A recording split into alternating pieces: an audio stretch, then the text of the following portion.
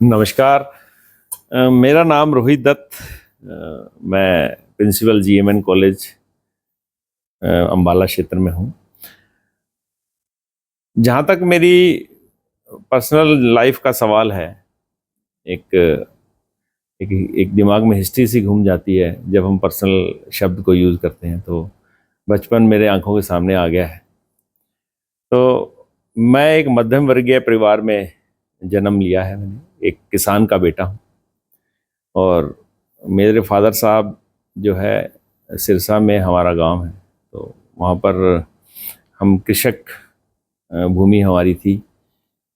तो जैसा कि मेरे फादर साहब या मेरे बंधुओं ने मुझे बताया कि हमारा परिवार पुराने ज़माने से ग्रामीण क्षेत्रों में रहा है और कृषि भूमि ही हमारी आजीविका का साधन था। तो फादर साहब हम मेरे उनके मन में ख्याल आया कि मैं जीवन भर किसान, इम्पोर्टेंट है रोल, क्योंकि और भाई भी सभी किसान का रोल अदा कर रहे थे। तो उनको कहा कि क्यों ना, उनके मन में एक विचार आया क्यों ना मैं कुछ डिफरेंट करूं। तो इसी भाव से मुझे लगता है कि उन्होंने अपनी ग्रेजुएशन उस समय पूरी करी जिस समय की हायर एजुकेशन के इंस्टीट्यूशन या कॉलेजेस नहीं हुआ करते थे।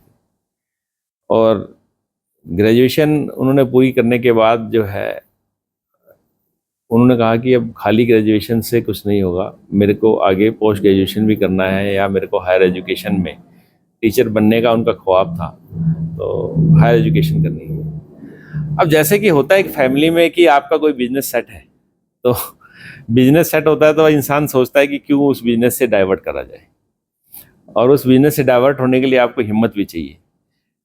ठीक ठाक जमीन थी परिवार के पास, उसके बावजूद भी पिताजी ने कहा मेरे दादाजी को कि मुझे हायर एजुकेशन करनी है। तो जैसा कि मुझे बताया गया है, जो भी देखिए मेरे पास, मैं तो था नहीं उस समय, मेरे को बताया गया तो पिताजी बड़े उदास हुए। उनको लगा कि मेरा सपना अधूरा रह जाएगा। दादाजी की बात मनमुटाव थोड़ा सा आपस में रहा कि क्यों हायर एजुकेशन करना चाहते हैं जब सब कुछ है। तो इस बात का निष्कर्ष ये निकला कि दादाजी ने कहा कि चलो, पुराने ज़माने में आपने देखा होगा शादियां जल्दी हो जाया करती थी, तो उन्होंने कहा कि इसकी शादी कर दो तो जो है ये फिर जो है अपना सेटल हो जाएगा। पिताजी की शादी हो गई, तो उसके बावजूद भी पिताजी पढ़ाई से रुके नहीं। शादी हो गई तो मुझे ये लगता है कि जैसे मेरी माँ से मेरी बात हुई थी, तो उन्होंने बताया कि उन्होंने इच्छा जाहिर करी माता जी से कि क्या मैं हायर एजुकेशन करना जाना चाहता हूँ और क्या मुझे आप अलाउ करेंगे। तो सिरसा में थे उस समय, तो माता जी ने कहा ठीक है, मैं, आपने कैरियर बनाना है तो आप प्लीज़ जाइए, मेरी चिंता नहीं कीजिए। तो मुझे लगता है कि बहुत छोटे थे हम जब उस समय जन्म, मेरे ख्याल से मेरे बड़ी सिस्टर का और ब्रदर का हुआ था। उस समय पंजाब यूनिवर्सिटी चंडीगढ़ में एमए हुआ करती थी, तो एक ही कॉलेज था। तो वहाँ से वो जो है पंजाब यूनिवर्सिटी चंडीगढ़ में उन्होंने तैयारी करी, एडमिशन हुआ और वहाँ से उन्होंने अपना मास्टर डिग्री करी। तो उनके जीवन को मैंने अपने बड़ी आंखों से देखा है। वो एक ऐसे शिक्षक बने अपने जीवन में जहाँ पर उन्होंने सभी तरह के आयाम हासिल करे, प्रोफेसर रैंक तक वो लास्ट में पहुँचे हैं। उनके देहांत से पहले प्रोफेसर रैंक तक वो पहुँचे हैं। और पर मैं देखता था उनको पढ़ाते हुए, जो मैं इस बात को रिलेट आपको करना चाहूँगा क्योंकि मैं आज खुद एक शिक्षक अपने आप को मानता हूँ। वो मोटिवेशन मुझे मिली कहाँ से, उसका एक रीज़न मेरे फादर हैं। तो मैंने उनको देखा, मैंने कभी उनसे पढ़ाई नहीं करी, मेरे को डर लगता था उनसे पढ़ते हुए। तो पर जब मैं उनको देखता था पढ़ाते हुए दूसरे बच्चों को, तो बिना किताब के वो पढ़ाते। मैंने कहा ये बिना किताब के कैसे पढ़ा सकते हैं, कैसे सारे चैप्टर्स याद हैं इनको। तो मैं कई बार उनसे चर्चा करने की कोशिश करता था, पर डर के कारण मैं चर्चा उनसे कर नहीं पाता था। तो मैंने कई जगह देखा, कह रहे कि मेरे को इतने साल हो गए हैं पढ़ाते हुए कि मुझे अब सब चीज़ें याद हैं, तो मुझे किसी किताब की ज़रूरत नहीं है। मैंने कहा ऐसा भी हो सकता है कि एक शिक्षक ऐसा भी है कि जिसको कभी भी जाए क्लास में और वो किसी भी टॉपिक को शुरू कर दे। तो ये एक आप में, एक अपने आप में मुझे प्रभावित करने वाली चीज़ थी, क्योंकि मैं जब पढ़ता था तो मैं तो भूल जाता था पिछली क्लास का अगली बार में जाकर। मैंने कहा ये तो वाकई में काबिले तारीफ चीज़ है। तो ऐसी बहुत सारी चीज़ें हैं जो मैंने अपने पिताजी के कैरियर में देखी, किस तरह से उन्होंने कस सहकर अपने ग्रेजुएशन को पूरा करा। लाइट नहीं हुआ करती थी पुराने ज़माने में, फैसिलिटीज़ नहीं हुआ करती थी, स्कूल नहीं हुआ करते थे, और मेरे को बताते थे कि रात को अगर पढ़ना है तो हाईवे पे जाकर, एक लाइट जल रही होती थी जो मेन हाईवे पे लाइट्स होती हैं बड़ी बड़ी, वहाँ जाकर तीन चार दोस्त जो आज विभिन्न यूनिवर्सिटियों में वाइस चांसलर और प्रोफेसर भी रह चुके हैं, वो सभी दोस्त ये मिलकर जो है उस लाइट का इस्तेमाल करते थे, रात को गांव से जाते थे वहाँ जाके पढ़ते थे। तो मैंने कहा आज की डेट में अगर हम आज की डेट का बच्चे को देखें और उस समय का देखें तो बहुत बड़ा डिफरेंस है। तो ये सारी चीज़ें मेरे लिए बड़ी मोटिवेशनल थी। मैंने कहा नहीं, जब हमारे फादर साहब इतनी मेहनत कर सकते हैं तो हम तो कुछ भी नहीं कर रहे, हमारे पास तो सारे रिसोर्सेज हैं।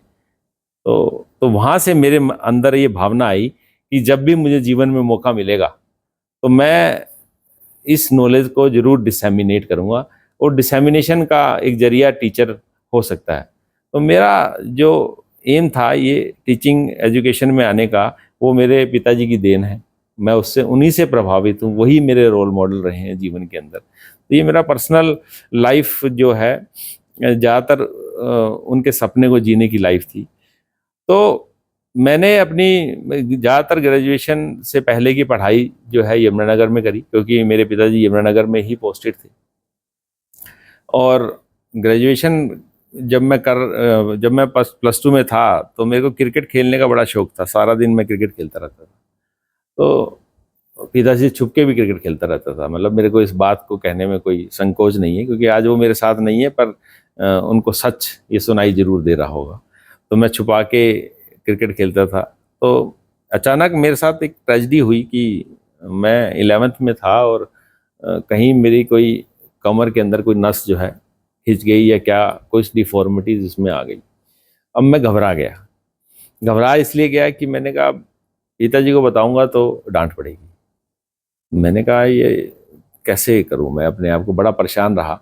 मैं महावीर गोयल एक डॉक्टर यमुनानगर में हुआ करते हैं, ऑर्थोपेडिशियन, बड़े अच्छे ऑर्थोपेडिशियन थे, तो मैं उनके पास गया।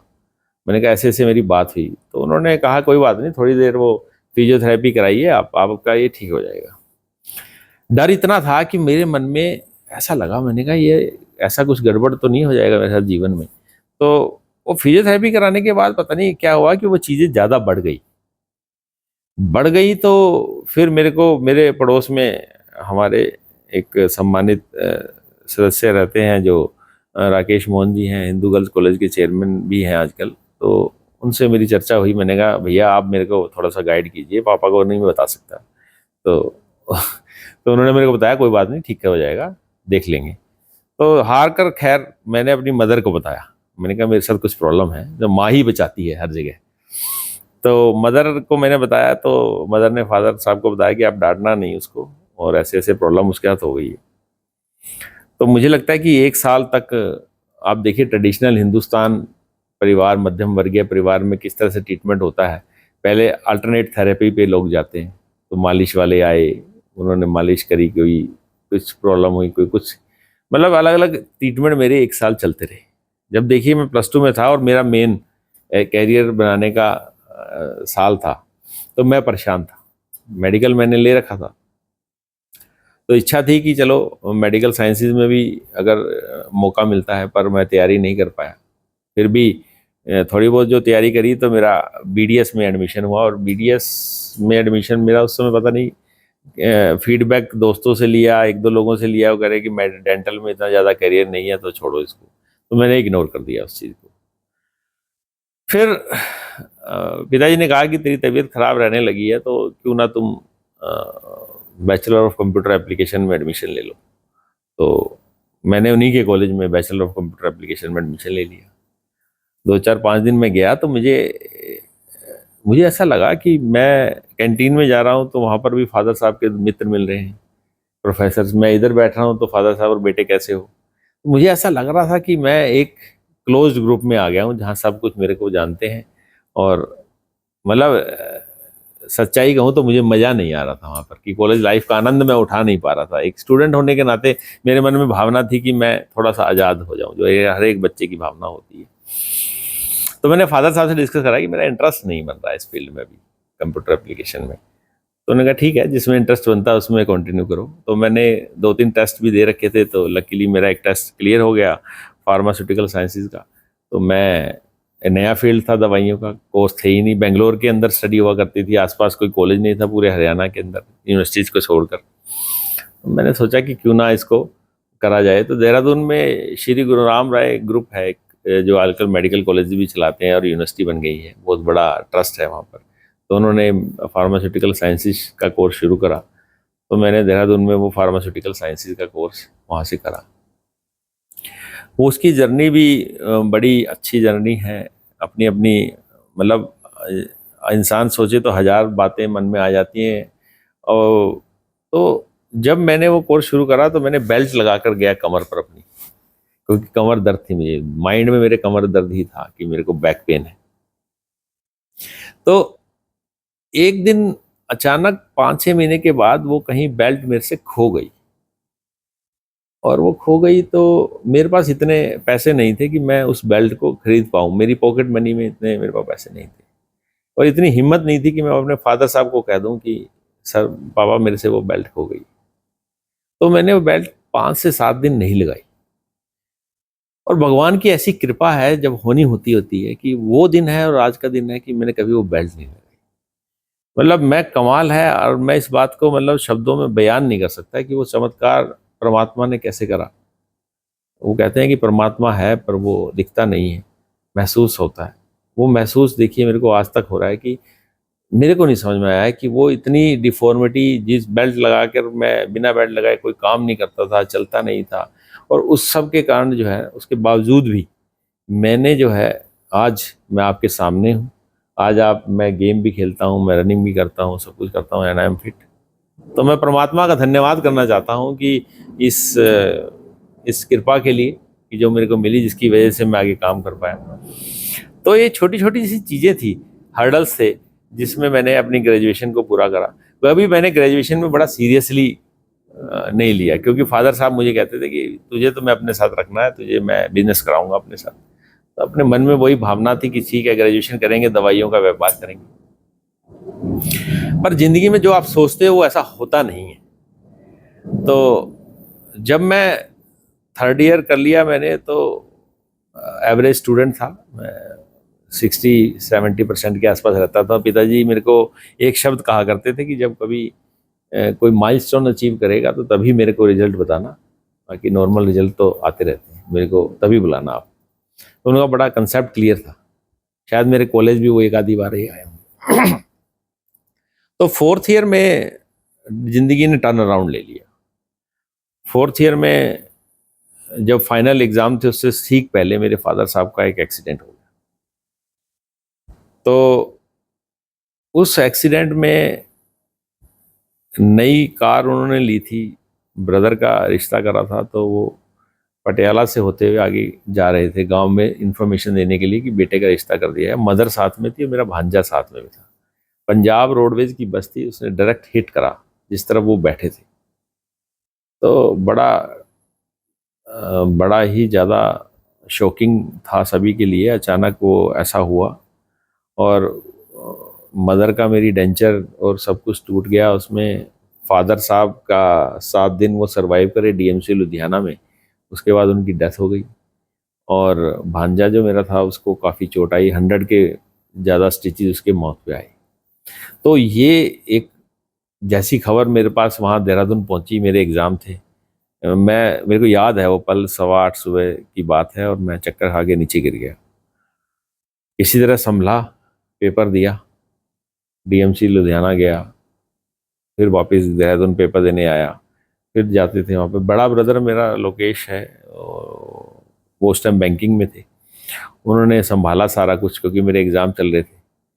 और आप देखिए ताकत जीवन के अंदर, मैं ये कहता हूँ कि शक्ति जो है आपको कहीं ना कहीं किसी रूप में आ जाती है। नहीं तो हमने देखा है कि आप जरा सा कोई परिवार में बीमार भी हो जाता है या कोई फंक्शन हो जाता है तो हम बड़े बड़ी चीज़ें छोड़ देते हैं।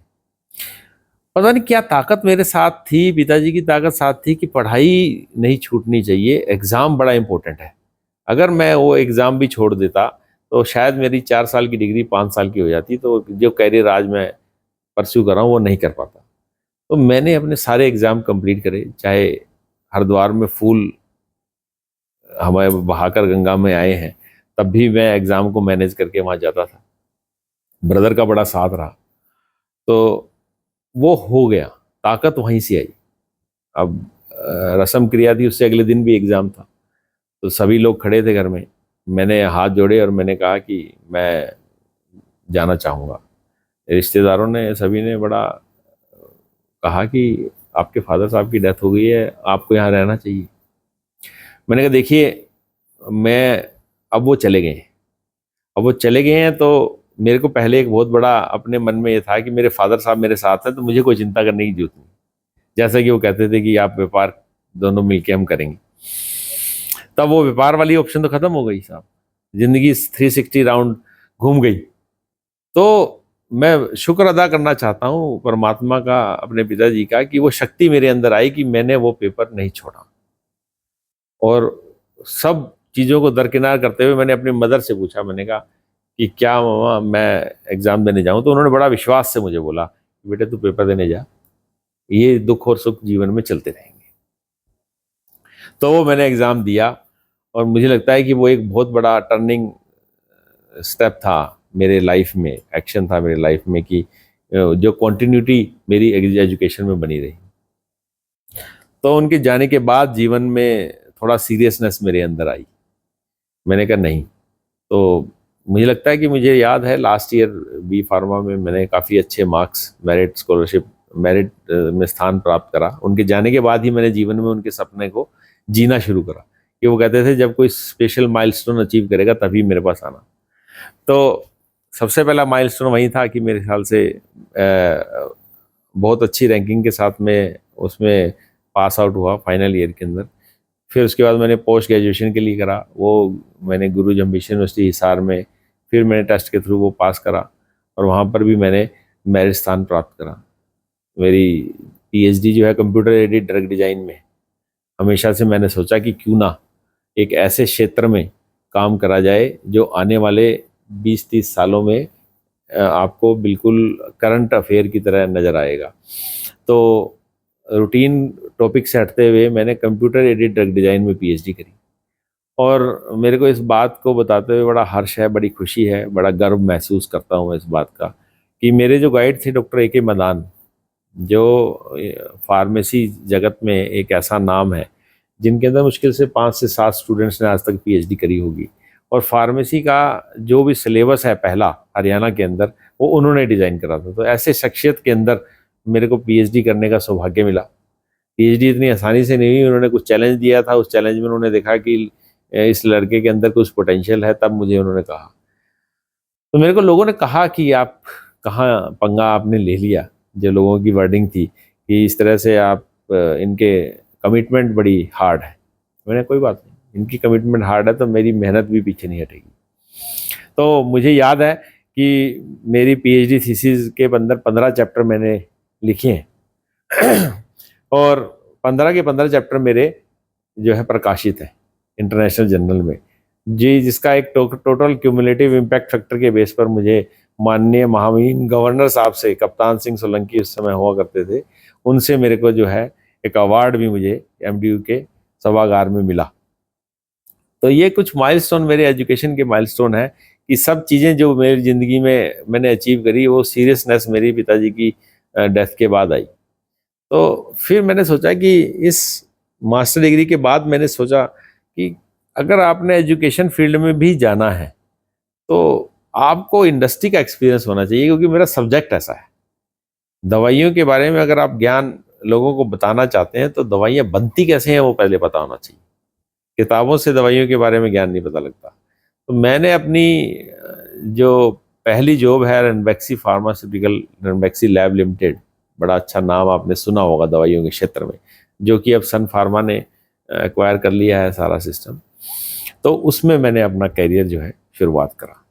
तो वहाँ पर भी बड़ा एक अच्छा प्रोफेशनल एक्सपीरियंस रहा। बड़े अच्छे मेंटोर्स मेरे माथुर साहब थे, वहाँ पर श्रीवास्तव जी थे, और हमारे विपिन सर थे, और भी बहुत साथी वहाँ पर थे जिनके साथ मैंने बहुत काम सीखा, दिन रात काम करा, नाइट शिफ्ट भी करी, डे शिफ्ट भी करी। मतलब बहुत परिपक्व पक्व जैसे कहते हैं कि वो वहाँ पर मैं हुआ।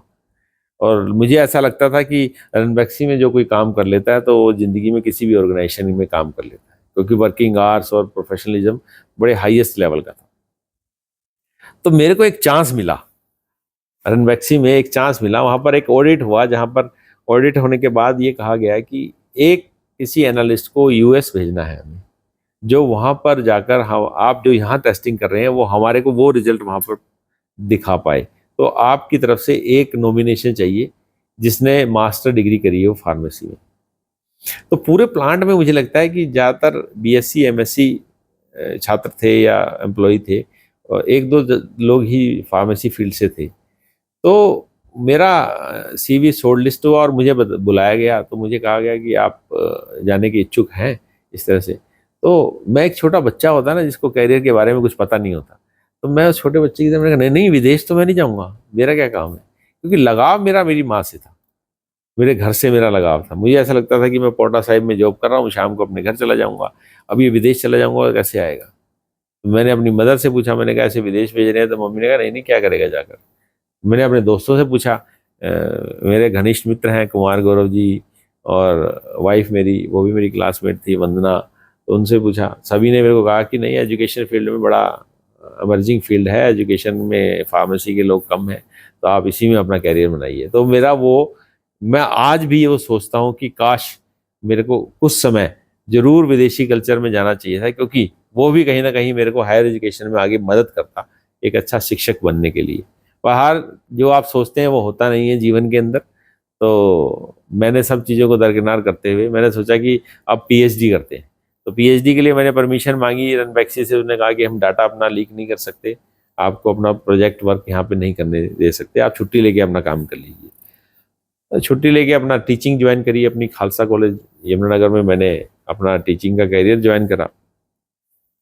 टीचिंग का कैरियर ज्वाइन करने के बाद मैंने पीएचडी में एनरोल करा, और मुझे लगा कि मैं 3 साल बाद अपना पीएचडी करके वापस रणबैक्सी में चला जाऊंगा। पर शिक्षा का क्षेत्र एक ऐसा क्षेत्र होता है, मतलब ये डिस्करेज करने वाली बात नहीं है कि जब आप एक इंडस्ट्री से आप कॉलेज के क्षेत्र में आते हैं तो आपको जो है आराम की आदत पड़ जाती है। शिक्षक एक लेक्चर लिया, इधर बच्चों से बात करी, फिर आराम करके अपना स्टाफ रूम में आ गए, फिर 2-3 लेक्चर होते थे सारे दिन में। ऐसा लगता था कि बिल्कुल खाली समय हो गया। एक बार तो दिमाग घूमा कि मैं किसी गलत क्षेत्र में तो नहीं आ गया हूँ, क्योंकि जहाँ एक व्यक्ति जो 12 घंटे 10 घंटे काम कर रहा है इंडस्ट्री में, और अचानक वो 3 से 4 घंटे काम करने के बाद खाली है। तो फिर मैंने अपने हायर एजुकेशन की फील्ड में अपनी एक्सपर्टीज बढ़ानी शुरू करी।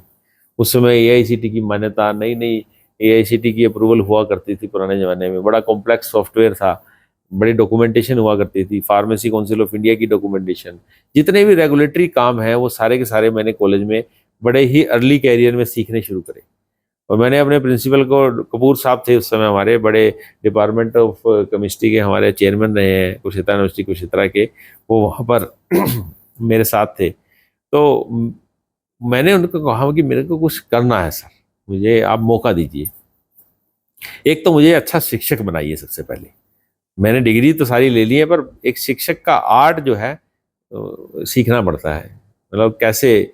तो कह रहे क्या चाहते हो आप। मैंने कहा मुझे आप अलाउ कीजिए जब आप क्लास लेते हैं मेरे को अपनी क्लास में बैठने दीजिए, क्योंकि बड़े अच्छे लर्नर्ड केमिस्ट्री के प्रोफेसर, विख्यात प्रोफेसर रहे हैं, किताबें लिखी हुई हैं। तो मुझे लगता था कि ठीक है मैं टीचर हूँ, मेरे अंदर कोई शर्म नहीं थी इस बात की कि मैं टीचर हूँ और लोग हंसेंगे कि आप बच्चों के साथ बैठ के एक शिक्षक की क्लास अटेंड कर रहे हैं। मुझे सीखना था, क्योंकि उनकी क्लास में एक जान थी। मेरे को बच्चों ने फीडबैक दिया कि सर वो बड़ा अच्छा पढ़ाते हैं, तो मुझे लगा कि मेरे को इनको देखना चाहिए। तो मैंने अपना शुरुआती ज्ञान जो है केमिस्ट्री का, वो सारा का सारा मैंने डॉक्टर आरपी कपूर से लिया, और उनकी क्लासेस मैंने बैठी। उनकी स्लाइड्स आज भी मेरे पास हैं, उनके सारा मटेरियल जाते वो मुझे देके गए, और वो सारी चीज़ें मेरे साथ हैं। उनसे सीखा, उनको गुरु बनाया, और सीखने के बाद जो है ना, मेरे को ऐसा लगा कि मेरे जीवन के अंदर एक शिक्षक के रूप में जो एक्सपर्टीज आई हैं वो उन्हीं की देन है। तो मैं कॉन्फिडेंट हूँ कि आज तक मैंने 20 साल के करियर में शिक्षा के क्षेत्र में मुझे नहीं लगता कि मेरे जितने भी स्टूडेंट होंगे वो हमेशा यही कहेंगे कि रोहित सर ने हमें बड़ा अच्छा पढ़ाया है। और मैं फीडबैक स्टूडेंट से लेता था, क्योंकि आप जब तक आप निरंतर फीडबैक अपने स्टूडेंट से ले लेंगे आप एक अच्छे शिक्षक नहीं बन सकते, क्योंकि आपको अपनी कमियां पता लगनी चाहिए। जब तक आपको अपनी फीडबैक नहीं पता लगेगी तब तक आप इम्प्रूव नहीं करेंगे। हर कोई व्यक्ति आपको अगर अच्छा कहता रहेगा तो मुझे ये लगता है कि आप जो है अपने कैरियर से बिल्कुल हट जाएंगे और एक जो ग्रोइंग पाथ है उससे बिल्कुल हट जाएंगे। तो निरंतर बढ़ने के लिए मुझे लगता है कि इस तरह की फीडबैक जरूर लेनी चाहिए। तो मेरे स्टूडेंट ने फीडबैक भी दी, बहुत चैलेंजेस मैंने करे, तो मेरे को आज लगता है कि आज मैं I am a confident teacher and I can speak on my subject very confidently. तो इस तरह की बातें थी। तो ये मेरे एजुकेशनल जीवन की बातें हैं। और पारिवारिक जीवन की जहाँ तक बात है, और डॉक्टर वंदना से मेरी मैरिज हुई, वो मेरी क्लासमेट रही हैं बी फार्मा के दौरान, और एम फार्मा उन्होंने पंजाब यूनिवर्सिटी चंडीगढ़ से करी थी। तो ऐसा कोई लव अफेयर वाली बात नहीं थी, चीज़ें नहीं थी। जीवन में ये सोचा कि ऐसी कौन सी मतलब सोलमेट है जो मुझे झेल सकती है, क्योंकि मुझे अपनी नेचर का पता है। तो मुझे लगा कि ऐसा पिताजी के जाने के बाद एक रिस्पॉन्सिबिलिटी आ जाती है कि घर में आप कोई नया सदस्य ला रहे हैं तो ऐसा सदस्य लाइए जो घर के साथ मिल के चले। तो मैंने उनको देखा, ओवर द ईयर्स देखा है, उसकी नेचर देखी, बड़ी सॉफ्ट नेचर है, बड़ा केयरिंग नेचर है। तो मैंने कहा ये लड़की बिल्कुल ठीक है। तो मैंने उनसे अपना प्रस्ताव रखा और प्रस्ताव दोनों फैमिलीज ने माना, और मानकर जो है हमारी शादी हुई। तो आज भगवान की दुआ से आपकी फैमिली कंप्लीट मानी जाती है। 2 बच्चे हैं मेरी, और एक बेटा है जो अब इंजीनियरिंग के लिए एस्पिरेंट है, और एक बेटी है दिया जो मेरी एनर्जी है ज़िंदगी के अंदर। तो वो मेरी 5th स्टैंडर्ड में बेटी है। तो बड़ा अच्छा सुंदर सा परिवार है, बड़ा सुखी परिवार है। सेटिस्फाइड हूँ अपनी लाइफ में, अपने पारिवारिक फ्रंट पर भी। और माताजी भी आज हैं, मेरे साथ ही हैं। तो एक और भाभी जो है उनका भी बड़ा योगदान है। पिताजी के जाने के बाद जो है उन्होंने ही एक माँ के रूप में मुझे संभाला, और बल्कि जब मेरी शादी होनी थी तब भी सपोर्ट करा इसके लिए कि चलो ठीक है, जैसी इसकी इच्छा है उस लड़की से शादी कर दी जाए। तो उनका भी बड़ा योगदान मैं अपने जीवन में मानता हूँ। तो ये ब्रदर तो है ही, जब आप के फादर साहब चले जाते हैं तो बड़े भाई को पगड़ी पहना दी जाती है, और उस पगड़ी को मैंने आज तक सर माथे रखा हुआ है कि वो ही मेरे फादर हैं। और मैं अपने बड़े भाई को हमेशा उसी दर्जे से देखता हूँ, कभी उनकी बात को मैं मना नहीं करता, और उनका हमेशा से आशीर्वाद जो है मेरे ऊपर बना है। चाहे मैं स्टूडेंट था तब से लेके आज तक जो है वो मेरी हर विश को पूरा करते हैं। तो भगवान से बड़ी मतलब अच्छा मेरा परिवार मुझे मिला है, इससे बड़ी कोई चीज़ नहीं है। सुख शांति से हम रहते हैं। और उसके बाद कैरियर की बात जहाँ तक है, तो खालसा कॉलेज में काफ़ी समय जॉब करते करते, एक आप जब एक जगह जॉब करते हैं तो आपके मन में एक ऐसा भाव आ जाता है कि यहाँ पर तो सब कुछ मेरा है। तो ऐसा ही भाव कुछ खालसा कॉलेज में लगभग 10 साल जॉब करने के बाद मुझे मन में आया कि कुछ नया नहीं हो रहा है। वही रूटीन एडमिशन्स हैं, वही रूटीन कोर्सेज हैं, वही रूटीन मैनेजमेंट के प्रोग्राम्स हैं, कुछ नया नहीं करने को है। मैंने कहा जीवन में मुझे लगता है रोहित तेरा जीवन जो है गलत डायरेक्शन में निकलने जा रहा है। तो बीच में एक पल आया जब मेरे बेटे का जन्म हुआ था, तो उसके कुछ समय बाद लकीली वाइफ ने एमडी यूनिवर्सिटी रोहतक में एडमिशन इंटरव्यू दिया था, तो उनका वहाँ पर सिलेक्शन हो गया। अब यमुनानगर से वाइफ को जाना था रोहतक, तो सभी परिवार वाले बोले कि क्यों पंगे ले रहे हो, अपना ठीक है सेटल्ड लाइफ है तुम्हारी, कहाँ है तुम क्यों इस ऐसे तरह से कर रहे हो। फिर मेरे मन में एक चीज़ आई, मैंने कहा देखिए एक प्राइवेट और एक गवर्नमेंट इंस्टीट्यूशन में जॉब सिक्योरिटी का फ़र्क तो रहता ही है। हालांकि काम करने वालों के लिए प्राइवेट भी जॉब सिक्योर रहती है, ऐसा नहीं है, मैं डिस्करेज नहीं करना चाहता, पर एक मन में भाव रहता है। जब हम बात चैनल के माध्यम से अपनी जीवनी के बारे में कर रहे हैं तो सच्चाई बोलना अच्छा रहता है। तो मन में भाव था कि लड़की होने के नाते, एक वुमेन होने के नाते, एक वाइफ होने के नाते मेरा ये फर्ज बनता है कि अगर मेरी वाइफ का कैरियर सिक्योर हो रहा है तो मैं अपनी चीज़ों को थोड़ा दरकिनार कर कर, अपने इंटरेस्ट को साइड में कर कर उसके कैरियर के बारे में ज़्यादा सोचूं। तो मैंने इसी भाव से कि अगर रोहित कभी भगवान ना करे नहीं है तो डॉक्टर वंदना को कभी भी किसी चीज़ की कमी ना लगे और वो अपने पैरों पे खड़ी रहे, तो इसलिए मैंने उसको प्रमोट करा कि ज्वाइन दिस जॉब, कि आप इस एमडी यूनिवर्सिटी रोहतक की जॉब को लीजिए। एक यूनिवर्सिटी की जॉब है, एक सिक्योर जॉब है, अच्छा काम करेंगे, अच्छा ग्रोथ के चांसेस हैं, कैरियर अच्छा मिलेगा, पीएचडी के स्टूडेंट आपको मिलते हैं, रिसर्च करने का मौका मिलता है। एक स्टैंड अलोन इंस्टीट्यूशन से एक यूनिवर्सिटी कैंपस में जाने में अपने आप में कैरियर ग्रोथ होती है। तो मैंने परिवार का भी थोड़ा बहुत मैंने गुस्सा झेला उस दौरान, पर सब चीज़ें मैनेज हो गई। और आज मैं सोचता हूँ कि वो डिसीजन मेरा इतना अच्छा डिसीजन था कि आज मैं सोचता हूँ कि मैं अब फ्रीली कहीं भी जा पाता हूँ तो मेरे मन में टेंशन नहीं होती, क्योंकि वो सेटल्ड हो गई हैं। ठीक है, और ऐसा कोई प्रेशर भी नहीं है किसी तरह का कि उनको जो है जॉब प्रेशर जिसको हम कहते हैं। तो वो भी मेरी ज़िंदगी में एक बहुत बड़ा डिसीजन था जो अप्रिशिएबल काफ़ी लोगों ने करा बाद में कि आपकी सोच ठीक थी। तो मेरा खालसा कॉलेज में जॉब करते करते काफ़ी समय हो गया था, तो मैंने कहा कि अब क्यों ना कुछ नया चैलेंज लिया जाए। इच्छा ये थी कि अब स्टैंड अलोन इंस्टीट्यूशन में आप पीएचडी नहीं करवा पा रहे थे, रिसर्च का कंपोनेंट बड़ा कम था। मेरे मन में था कि कुछ रिसर्च पब्लिकेशंस हो, एपीआई आ गया था और एच इंडेक्स, I10 इंडेक्स, इस तरह के सब मैट्रिक्स आ गए, हायर एजुकेशन चेंज हो रहा था लगातार। तो मैंने कहा क्यों, कैसे कर सकता हूँ मैं अपने आप को। तो फिर मैंने एक दो जगह अपना सीवी डाला। Luckily GD Goenka university Gurugram में एक बड़ा लीडिंग ग्रुप है जीडी गोइंका, और आपने सुना होगा कि जब लोग सोचते नहीं थे एसी क्लासरूम, मॉड्यूलर फर्नीचर और एसी बसेस के बारे में, उस तरह का ग्रुप जीडी गोइंका ग्रुप 1994 से वो एजुकेशन प्रोवाइड कर रहा था। तो उनकी एक यूनिवर्सिटी है हमारे सोहना क्षेत्र में, तो उसमें मैंने सीवी दिया और वहाँ पर एक school of health care sciences develop करना था।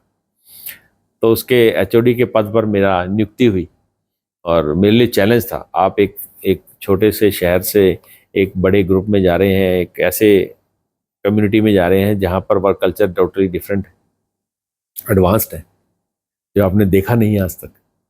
तो वो भी एक चैलेंज था, वो चैलेंज मैंने लिया। बहुत समय लगा, 6-8 महीने लगे मुझे उस कल्चर में अपने आप को डेवलप करने में। हालांकि खालसा कॉलेज की मैनेजमेंट के साथ मेरा बड़ा लगाव था, तो बहुत प्रयास भी हुए कि मैं किसी तरह से वहाँ पर रुका रहूँ। पर मैंने कहा कि देखिए मैं पे बैक करूँगा, क्योंकि मैं 10 साल आपके कॉलेज में जॉब करा, तो मैं पे बैक करूँगा सर। जब भी मौका मिलेगा खालसा कॉलेज के लिए मैं हमेशा निरंतर आगे रहूँगा। जौहर साहब हमारे चेयरमैन हुआ करते थे उस समय। गुरुदेव जी जो हमारे अभी जीएमएन कॉलेज के चेयरमैन हैं, वो भी उस समय मैनेजिंग कमेटी के मेंबर थे। उनका भी बड़ा आशीर्वाद मुझे शुरू से खालसा कॉलेज से मिलता है। वो हमेशा मुझे गाइड करते थे नई चीज़ों के लिए। तो कहीं ना कहीं मेरे इस जीडी गोयनका के उसमें भी मुझे याद है, एक बार उनसे बात हुई थी तो बेटा उन्होंने कहा था कि स्काई इज़ द लिमिट। तो कहीं ये चीज़ें मन में रहती हैं। तो जीडी गोयनका में जाने के बाद मैंने एक टोटल हायर एजुकेशन का एक नया प्रारूप देखा। मतलब एजुकेशन को एक नए मायने में मैंने सोचा। फैसिलिटीज़ को छोड़ दीजिए आप, फैसिलिटीज़ तो स्टेट ऑफ द आर्ट, जिस शब्द को हम 10 ब्रोशर में लिखते हैं वाकई में वो state of the art facilities. और आप टीचर्स की सैलरी देख लीजिए या टीचर्स के लिए फैसिलिटीज़ देख लीजिए, मतलब एक्सीलेंट फैसिलिटीज़, एक्सीलेंट सैलरीज। आप सोच भी नहीं सकते कि एक यूनिवर्सिटी के अंदर एक टीचर की सैलरी 4 लाख भी हो सकती है, 3 लाख भी हो सकती है। तो इस तरह की एनवायरनमेंट, और हम देखते आ रहे थे रूटीन सैलरी स्ट्रक्चर।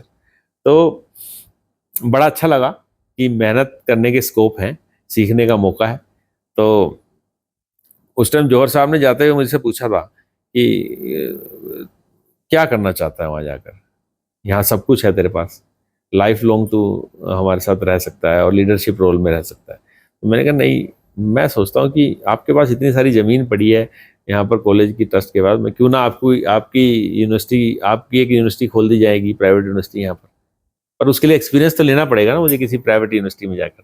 तो इसी भाव के साथ मैं वहाँ से निकला और मैंने वहाँ जाकर अपने मतलब जीडी गोयनका में जाने के बाद मैंने समय ही नहीं मिला मुझे, कि मुझे ये लगता था कि सुबह से लेके शाम तक मेरा लैपटॉप मेरे साथ रहता था और काम इतने थे कि ये पता ही नहीं लग पा रहा था कि जीवन किस तरफ जा रहा है।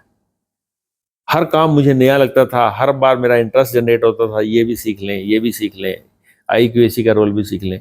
तो मैंने अपने 7-8 साल के कैरियर में वहाँ एक हेडशिप से फिर मैं डीन बना, डीन के बाद मैं डीन एकेडमिक्स बना, डीन एकेडमिक्स के बाद मैंने IQAC कन्वीनर बना, NRF का कन्वीनर बना। मतलब जो भी हायर एजुकेशन के जितने बड़े रोल थे उस यूनिवर्सिटी में मैंने वो निभाए। तो वो धीरे धीरे मैं जो है वो सारे रोल निभाता चला गया और उन सब रोल से मेरे को एक्सपीरियंस ऐड होता चला गया, एक कॉन्फिडेंस बढ़ता चला गया। और 27 कोर्सेज हमने वहाँ पर डेवलप करे हेल्थ केयर डोमेन के अंदर। और चाहे वो रेडियोलॉजी हो, चाहे वो केमिस्ट्री की बात हो, चाहे वो आपके पब्लिक हेल्थ की बात हो, इस तरह के कोर्सेज मेदांता के साथ बड़ा क्लोजली मैंने चलाई। त्रिहान साहब से एक बार मुलाकात हुई जो मेदांता के CMD हैं, तो उनसे मिलने का सौभाग्य मिला। डॉक्टर पूजा शर्मा है वहाँ मेदांता में, तो और हमारे कुलदीप जी हैं, तो उनके थ्रू मैं उनसे मिला। तो उन्होंने कहा कि कुछ ऐसा कोर्स डेवलप कीजिए जिससे जिससे हॉस्पिटल को फ़ायदा हो। हेल्थ केयर के कोर्सेज का मतलब हॉस्पिटल में एम्प्लॉयमेंट बढ़े और नीड भी हो। तो मैंने कहा आप ही बताइए सर कैसे कोर्स चाहिए। तो उन्होंने मैंने एक कोर्स बताया कि देखिए हम ऑपरेशन करते हैं, कार्डियक अरेस्ट के पेशेंट आते हैं, सर्जरीज करते हैं, हम टेक्नीशियन अपॉइंट करते हैं, पर वो कार्डियक प्रोसीजर में इतने इक्विप्ड नहीं होते। तो हमें ऐसे स्टूडेंट चाहिए जिनको, Medanta is known for cardiac surgeries, है ना, तो हमें ऐसे चाहिए स्टूडेंट जो ट्रेंड हो इन सारी प्रोसेसेस में, जो डॉक्टर को एकदम हेल्प करें सर्जरी के दौरान इमरजेंसी में। तो ऐसा कोई कोर्स लॉन्च कीजिए। हमने फिर एक BSc cardiovascular technology course launch करा और वो सारे के सारे बच्चे हमारे 30 के 30 बच्चे जो है ना वो मेदांता के अंदर ट्रेनिंग करते थे सर। उन्होंने कहा ट्रेनिंग में मैं दूंगा, पढ़ाई आप कराइए, डिग्री आप दीजिए, ट्रेनिंग हमारी जिम्मेवारी है और प्लेसमेंट भी हम कराएंगे। तो मतलब इस तरह का कोर्स उनके साथ डेवलप करने का मौका मिला, उनकी टीम में रिसर्च करने का मौका मिला। उनके साथ 2 कोविड के ऊपर हमने सर्वे करे थे, तो उनके अंदर पब्लिकेशन भी हमारी हुई कोविड में।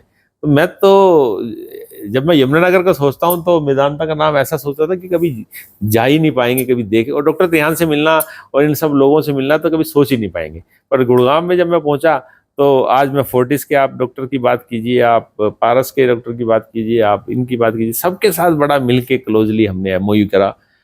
बड़ा अच्छा हमारा MOU हुआ और हम मेडिकल साइंसेज की तरफ बढ़ रहे थे कि GD गोयनका में एक मेडिकल और नर्सिंग के कोर्सेज को एस्टेब्लिश करें। अचानक फिर जो है जिंदगी में फिर टर्न अराउंड GD गोयनका से आया कि अब जो है किसी और वर्टिकल को भी ट्राई करा जाए। भाव ऐसे आया क्योंकि सैचुरेशन आ जाती है, आप एक जगह मैक्सिमम डेजिग्नेशन अचीव कर लेते हैं तो आपके माइंड में एक सैचुरेशन आ जाती है, व्हाट नेक्स्ट। हाँ, अगर आपका ऐसा भाव हो कि नहीं बस यही ज़िंदगी बिता लेंगे, अगले 10 साल यहीं बिता लेंगे, तो वो ऐसा मेरी नेचर मुझे लगता नहीं है। मैं परेशान हो जाता हूँ जब एक जगह सैचुरेशन आ जाती है। तो इस भाव को सोचते हुए तो मेरी गुरुदेव जी से, जो हमारे सम्मानित चेयरमैन हैं, प्रेसिडेंट हैं इस गवर्निंग बॉडी के, और जसवंत राय जैन जी हमारे चेयरमैन हैं इस GMN ट्रस्ट के, और अजय अग्रवाल जी हमारे जनरल सेक्रेटरी हैं, इनसे एक बार मुलाकात हुई। तो उन्होंने कहा कि रोहित आपकी नैक और दूसरी चीज़ में एक्सपर्टीज है, GMN कॉलेज उस समय नैक के लिए तैयारी कर रहा था शायद, तो आप एक बार विजिट कीजिए। तो मैंने विजिट करा, डिस्कशन हुई, डायलॉग एक्सचेंज हुए, उन्होंने मेरा विचार सुना, मैंने उनके विचार सुने। कहीं कोई मन में भाव नहीं था कि मेरे को कभी इस कॉलेज में प्रिंसिपलशिप के लिए भी आना पड़ेगा।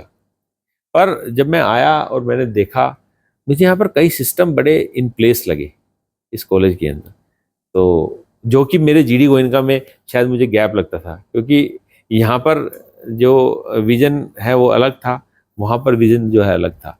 तो मेरे को लगा कि ये अपने लिमिटेड रिसोर्सेज में भी यहाँ पर इस कॉलेज में कुछ चीज़ें वेल मेंटेन्ड है, और वो मेरे लिए बड़ा प्रभावित करने वाली चीज़ थी। जैसे कि NCC यूनिट को मैंने देखा, NSS यूनिट को देखा, और जो हमारे जो कोर्स डिलीवरी को मैंने GMN कॉलेज में देखा, टीचर्स को पढ़ाते हुए देखा, काम करते हुए देखा। कुछ चीज़ें बड़े बड़े क्लोजली वॉच करी। मैंने कहा जिस व्यक्ति को जो काम दे दिया जाता है बड़ा प्रोफेशनली वो करके लेके आता है। कई बार प्राइवेट यूनिवर्सिटी में हमें रिमाइंडर देने पड़ते हैं, पर एक एक कंपैरिजन जब आप रहते हैं तो कंपैरिजन जरूर करते हैं। फिर मैनेजमेंट का इंटरेस्ट, मैनेजमेंट की लिस्ट मैंने देखी, सारे की सारी मैनेजमेंट के लोग जो हैं बड़े लर्नर्ड, कोई डॉक्टर है, कोई रिटायर्ड आर्मी पर्सन है, कोई लीडिंग लॉयर है, कोई एजुकेशनिस्ट है, कोई बिजनेसमैन है। मतलब एक एक समूह 20-25 लोगों का ऐसा समूह है जिसके अंदर सभी लोग एजुकेटेड हैं। इस तो मेरे को लगा कि they have they have a mission in their mind. तो 2-3 बार गुरुदेव जी से बात हुई, मैनेजमेंट से बात हुई, कोई चर्चा इस विषय में नहीं हुई। तो मुझे वो बोले कि आपका कैरियर में आगे क्या प्लान है, आप जीएमएन कॉलेज के साथ कैसे एसोसिएट हो सकते हैं। मैंने कहा आप, मैं तो सेवा है सर, यहाँ पर पुराने टाइम से जीएमएन कॉलेज और खालसा कॉलेज एक ही ऑर्गेनाइजेशन के अंदर चलता है, तो मेरे को तो पे बैक करने का मौका मिलेगा कि मेरे को जिस एजुकेशनल इंस्टीट्यूशन ने 10 साल मेरे को कैरियर मेरा बनाया, तो मैं पे बैक करूँ उसी ग्रुप को। तो उसी भावना से मैंने कहा जो आप कहेंगे निस्वार्थ भाव से मैं आपके साथ जुड़ने को तैयार हूँ, और जो कोई भी मेरी एक्सपर्टीज़ है वो मैं ज़रूर यहाँ पर शेयर करूँगा। तो मीनवाइल प्रिंसिपल की पोस्ट निकली, तो मेरे को मैसेज आया कि अगर आप अप्लाई करना चाहें तो यू कैन डू इट। तो मैंने वो उस समय अप्लाई कर दिया। ऐसा कोई इंटरव्यू देते हुए भी ऐसा कोई भाव नहीं था कि मेरे को जाना ही आना है। कहा था तो मैंने अप्लाई कर दिया, और अकेली इंटरव्यू बोर्ड में जो डिस्कशन चली, बड़ी हेल्दी डिस्कशन चली, और उन्होंने मेरे को प्रमोट भी करा। उन्होंने बोला कि you are coming from a big group, आप पैसे को भी शायद वहाँ आपके सैलरी ज़्यादा होगी, यहाँ कम होगी, और 10 चीज़ें डिस्कशन हुई मेरे से, और are you ready for it. मैंने कहा पैसा मेरी प्रायोरिटी जीवन में नहीं रहा। नीड जरूर है, परिवार चलाने के लिए आपको पैसा चाहिए, पर पैसे के लिए भागना मेरा जीवन का ध्येय नहीं। तो पैसा कमाना है तो इंसान जितना मर्जी कमा ले जीवन में। वेजिटेरियन आदमी हूँ, एक दाल रोटी से ज़्यादा ज़्यादा की इच्छा है नहीं। और मुझे लगता है कि इस तरह की एजुकेशन सिस्टम में, इस लीडरशिप रोल में इतना खर्चा मैं निकाल सकता हूँ। तो बहुत ज़्यादा इच्छा पैसे की नहीं है मेरी, पर यह है कि मुझे एक कंड्यूसिव एनवायरनमेंट चाहिए।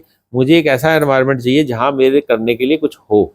अगर मैं यहाँ पे आके सैचुरेट हो जाऊँगा और सिंपल प्रिंसिपल की जॉब मुझे दी जाएगी तो शायद मैं नहीं कर पाऊँगा। तो मुझे उन्होंने कहा कि नहीं, the GMN college has a vision to start something new, तो आप अगर तैयार करते हैं तो then we can go for it. तो luckily I am thankful to the entire management of GMN college कि उन्होंने मेरे को इस काबिल समझा, और आज तक मुझे जो है ना जीएमएन कॉलेज की मैनेजमेंट का बड़ा साथ रहा है, और गुरुदेव जी का साथ रहा है, उनका आशीर्वाद रहा है। I feel like a son of this management, और मैं अपने गर्व से ये बात कह सकता हूँ, क्योंकि मैं उन सब की बातें सुनता हूँ। ऐसा नहीं है कि वो मतलब कोई ऐसा पर्सनल रिलेशनशिप है, इट्स नॉट अबाउट पर्सनल। मैंने उन सबको एक फादरली फिगर माना हुआ है, जितने भी मेरी मैनेजमेंट के सदस्य हैं, और उसी तरह का प्यार, उसी तरह का साथ कॉलेज की डेवलपमेंट में मुझे मिलता आ रहा है। इसी वजह से मैनेजमेंट और हमारे जो टीचर्स हैं, जितने भी टीचर्स हैं, हमारे नॉन टीचिंग स्टाफ हैं, इन सब का ऐसा मतलब एक परिवार सा बन गया है। एक साल में सबके साथ मैं बैठा हूँ। मैंने कहा जहाँ मेरी गलती होगी आप मुझे बताइएगा, आपकी गलती होगी तो मैं आपको बोलूँगा, बुरा मत मानिएगा। हम सबको एक परिवार की तरह इस कॉलेज को आगे लेके चलना है, क्योंकि यहाँ पर किसी का कोई बटा नहीं है, यहाँ पर किसी की कोई प्रॉपर्टी नहीं है। ये जीएमएन कॉलेज, जीएमएन कॉलेज जो है एक मिशन है, जो एक मिशन सोसाइटी को एजुकेशन देना है, एम्प्लॉयबल बनाना है स्टूडेंट्स को। यहाँ टीचर्स आते हैं, अपनी अटेंडेंस लगाते हैं, अपने घर चले जाना है। किसी की कोई फिनेंशियल आपस में इंटरेस्ट नहीं है, चाहे वो मैनेजमेंट है, चाहे कोई और टीचर है। तो एक कंड्यूसिव एनवायरनमेंट जो यहाँ बनाना था वो मेरे लिए चैलेंज था, कि जब आप एक एडिड कॉलेज के अंदर आते हैं, डिफरेंट माइंडसेट से टीचर्स होते हैं, डिफरेंट माइंडसेट नॉन टीचिंग का होता है, उनको एक प्लेटफॉर्म पे लाना। तो मुझे लगता है कि हमने सबने अपने फेस्टिवल एंजॉय करना शुरू करा। सभी को हमने रूम से बाहर निकाल कर हमने कहा कि सब इकट्ठे बैठिए। तो इकट्ठे बैठने से जो मनमुटाव थोड़ा बहुत रहता भी होगा वो खत्म हो जाता है। तो ये सब चीज़ें करी, और एक आज मुझे लगता है कि हम एक परिवार की तरह जीएमएन कॉलेज में रहते हैं, और जिसमें सभी टीचर, सभी नॉन टीचिंग बड़ा अथक प्रयास करते हैं कि किसी तरह से इस कॉलेज के लेवल को हम उस हायर एजुकेशन के लेवल पर ले जाएं जिसका नाम हरियाणा में ही नहीं अपितु पूरे देश में इसका नाम हो। इसी मंशा के साथ जो है हमने नए कोर्सेज लॉन्च करे हैं, जिसमें MBA MCA और BSc nursing, GNM, BSc BCA artificial intelligence, skill hub के कुछ कोर्सेज हमने लॉन्च करे हैं। तो मतलब 1 साल के अंदर हमने ये सब चीज़ें कर ली हैं। तो मुझे लगता है कि जीवन के अंदर ये माइलस्टोन अचीव करना आपको एक तो स्वस्थ रखता है, और एक आपकी एनर्जी बनाए रखता है, और एक आपके माइंड में अगर आपके काम में सैचुरेशन आ गई तो आपका माइंड जो है ना बीमार होने लगता है। तो मुझे ये लगता है कि मेरे को वो लाइफ चाहिए जिसमें चैलेंज निरंतर आते रहें, मेरे पास करने के लिए कुछ हो और मैं उसको आगे बढ़ता रहूँ। एक चीज़ मैंने जरूर अचीव करी प्रिंसिपल होने के बावजूद भी, मैंने कहा मैं अपने केमिस्ट्री के स्टूडेंट को जरूर पढ़ाऊंगा, क्योंकि क्या मैं देखना चाहता हूँ कि आज 20 साल बाद अगर मैं अपनी लीडरशिप की पोजीशन को देखते हुए अगर मैंने पढ़ाना छोड़ दिया, तो एक शिक्षक का मूल काम तो पढ़ाना होता है। मैं वो कभी नहीं छोड़ूंगा, जीवन भर मरते दम तक नहीं छोड़ूंगा, जहाँ मुझे मौका मिलेगा वहाँ पढ़ाऊंगा। तो यहाँ भी मैं केमिस्ट्री की जब भी समय लगता है मैं क्लासेस ज़रूर लेता हूँ, बच्चों की फीडबैक लेता हूँ कि आपको मेरी क्लास कैसी लगी। जो दूसरे टीचर हैं उनको बोलता हूँ कि आप फीडबैक लीजिए कि मेरी क्लास इनको कैसी लगी। हो सकता है मैं आउटडेटेड तो नहीं हो गया, मुझे अपने कंटेंट को रिवाइज तो नहीं करना आज के बच्चे के अनुसार। तो इस तरह की चीज़ें मैं करता हूँ, और कहीं ना कहीं फिर मैं अपनी इस लीडरशिप पोजीशन का श्रेय अपने पिताजी को भी देना चाहता हूँ, क्योंकि मुझे लगता है कि वो अपने जब उनका देहांत हुआ उससे नज़दीकी थे प्रिंसिपलशिप को अटेन करने के लिए, तो हमेशा से मैं कहता था पापा आप प्रिंसिपल कब बनोगे, मैं आपके ऑफिस में बैठूंगा। तो वो भी मेरे मन में कहीं ना कहीं भाव था, और जब मैंने इस चेयर पर पहले दिन में बैठा मुझे वो भाव ऐसा नज़र आया कि शायद मेरे फादर साहब आज मुझे देख रहे हैं और बड़ा गर्व महसूस कर रहे होंगे कि जिस पोजीशन पे मैं अपने फादर को देखना चाहता था उस पोजीशन पे आज मेरा बेटा बैठा है। तो ये भी एक पर्सनल सेटिस्फेक्शन है, क्योंकि लोग मुझसे सवाल करते थे, मेरे कॉरपोरेट जगत के लोग मुझसे सवाल करते थे कि रोहित अचानक इतने बड़े कॉरपोरेट हाउस से आप एक एडिड इंस्टीट्यूशन में आ गए हैं, कैसे? तो ये सवाल जो है बता नहीं सकते, ये भावनाएं जो है बताई नहीं जा सकती किसी को, क्योंकि ये अपने मन के अंदर सेटिस्फेक्शन है। और आज मुझे लगता है कि 1 साल बाद I am very much satisfied with my decision, और मेरे पास करने के लिए बहुत कुछ है, और भगवान की कृपा रही तो हम कुछ ना कुछ अच्छा जरूर हायर एजुकेशन में करेंगे। इन्हीं शब्दों के साथ मैं आप सबका धन्यवाद करता हूँ कि आपने मेरे इस जीवन की चीज़ों को समझा। अगर किसी का नाम मेरी इस वक्तव्य में छूट गया हो तो क्षमा कीजिएगा, क्योंकि एक्सटेम्पोर आप जब कुछ चीज़ बोलते हैं तो कुछ चीज़ें छूट भी जाती हैं। तो मैं उन सभी लोगों का धन्यवाद करना चाहता हूँ मेरे जीवन में, जिन्होंने डायरेक्ट या इनडायरेक्ट रूप से मेरे जीवन में कहीं ना कहीं मेरे को आशीर्वाद दिया, और भगवान ऐसे ही मुझे आप सबका आशीर्वाद मिलता रहे। धन्यवाद।